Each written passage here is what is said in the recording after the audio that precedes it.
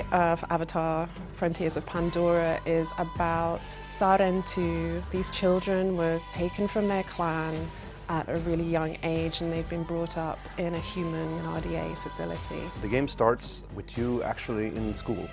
You're a Navi, but you're being raised by the RDA, the militaristic corporation, the bad guys of the story.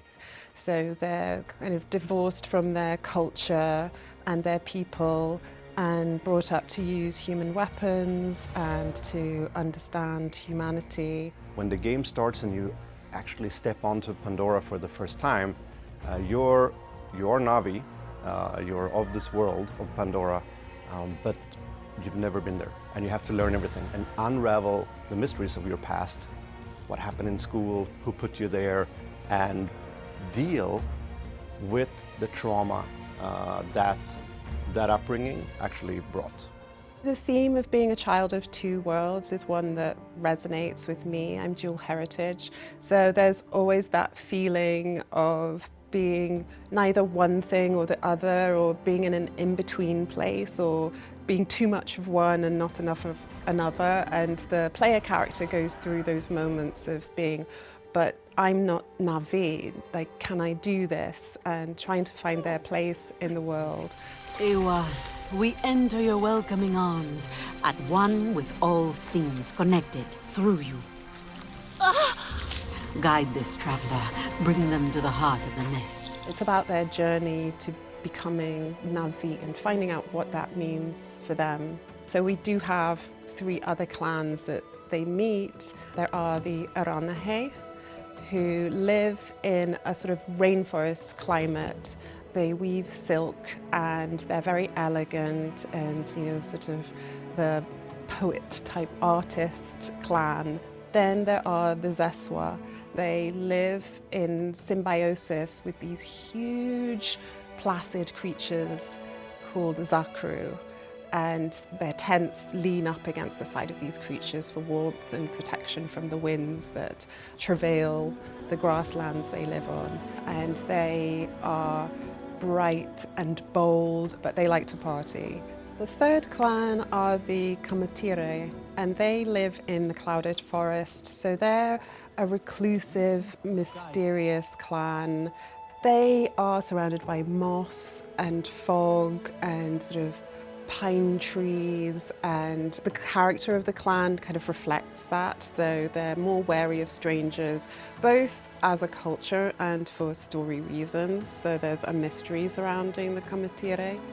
Every single aspect in the Avatar universe fits together, right? This is something that you see in the Avatar films. There are lore parameters that we must abide by, and this applies to both world building and narrative.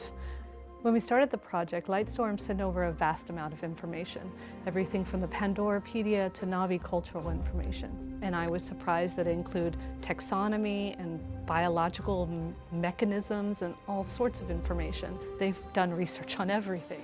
There's an incredible amount of detail in the game. Everything from the choice of the Navi clothing that they wear, to the places that they live, to the tint of their eyes, to the animals and how they fit within the environment and how they've evolved to their surroundings. In the world of Avatar, everything must be backed by science. There can't be any fantasy technology or seemingly magical creatures or plants. So our content creation team uses Earth technology and sciences as a foundation when creating new content. Creating new wildlife was an enormous endeavor, and it was a really big collaboration with the Lightstorm team that made this happen. The same people who have worked on the films to create the wildlife have helped us create the wildlife here. The Soundblast Colossus, as we showed in our trailer, is this enormous kind of almost Stegosaurus-looking style creature, and it has these air kind of vents, and it can actually use the wind of the upper plains. It's adapted to use that, to actually suck it in and then blow it out, and it actually creates kind of an attack because it's such a force and such a kind of sonic resonance that it actually disorients nearby things and kind of makes them go away if it feels threatened.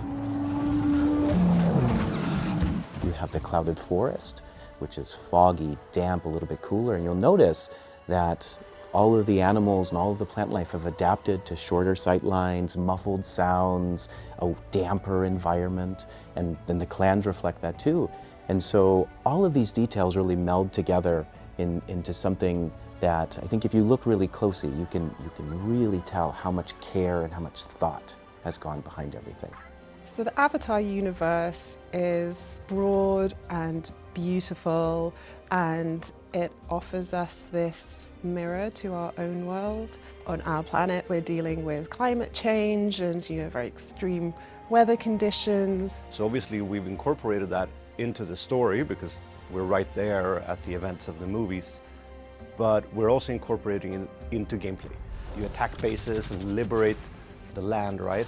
But when you do that, pollution also drops, and that changes everything, your power, everything you can harvest, the crafting loops, and there's other gameplay and facilities that you get access to.